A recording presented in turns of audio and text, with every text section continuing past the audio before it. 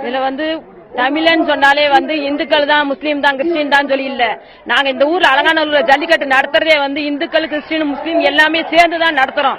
இத்தனை வருஷமா அந்த மாதிரி தான் நடத்துறோம். இனி வருங்காலத்துல எங்களோட பிள்ளைங்களை பேரம்பேத்தி காலத்திலயும் அதே மாதிரி தான் நடக்கும். எங்க முன்னாடி சந்ததிங்க என்ன சொல்லி கொடுத்தாங்களோ அந்த மாதிரி தான் நாங்களும் நடத்திக்கிட்டு இருக்கோம்.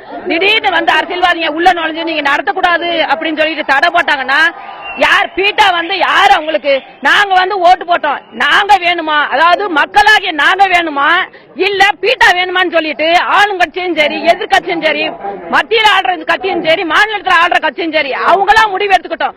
ஓட்டு கேட்டு எங்க கிட்ட வரணும்னு சொன்னா எங்களுக்கு ஆதரவா அவங்க இருக்கணும்.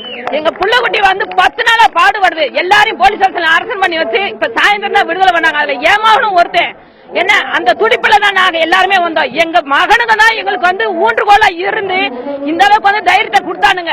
நாங்களும் வீட்டுக்குள்ளதான் நாங்க இருந்தோம். சரி யாரோ போராட்டம் பண்ணட்டும், என்னைக்காவது விடிகாலம் வரும், அரசாங்கம் ஏதாவது செய்யும் சொல்லிதான் நாங்களும் அசால்ட்டா இருந்தோம் 2 வருஷமா. ஆனா இந்த வருஷம் நாங்க துணிஞ்சதுக்கு காரணமே எங்க மாணவர்கள் பேஸ்புக் மூலமா பழகி இந்த உலகத்துல அத்தனை பேருமே நண்பர்கள் அழைக்கிறாங்க. இந்தியாவில மட்டும் எங்களுக்கு நண்பர்கள் கிடையாது, அத்தனை பேரும் ஒன்று சேர்ந்திருக்காங்க.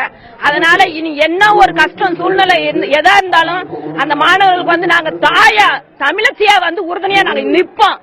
ஒரு போராட்டத்திற்குமே பெண்கள் ஆதரவு தான் ரொம்ப அடிப்படையான விஷயம். அந்த போராட்டம் தொடர்ச்சியாக போறதுக்கு பெண்கள் ஆதரவு ரொம்ப ரொம்ப முக்கியமானது.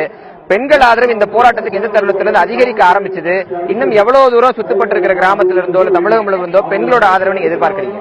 எங்க பிள்ளைங்க எவ்வளவு நாள் பாடுபடுதோ எங்க பிள்ளைங்களுக்கு சப்போர்ட் பண்றது நாங்க சாகர வரைக்கும் அவங்க கூட சப்போர்ட் பண்ணிக்கிட்டே இருப்போம். ஏன்னா எங்க உரிமையை தான் நாங்க கேட்கணும். அயல்நாட்டு உரிமையா வெளிநாட்டு உரிமையா நாங்க கேட்க கிடையாது.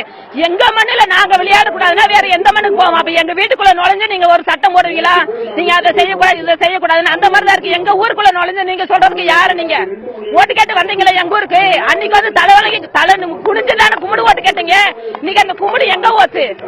அப்ப டாடா காமிச்சிட்டு போறீங்களா நீங்க? அப்ப நாங்க இத்தனை பேர் ஒண்ணு சேர்ந்து பேசுறது மத்திய மாநில அரசுக்கு தெரியலையா எதுவுமே?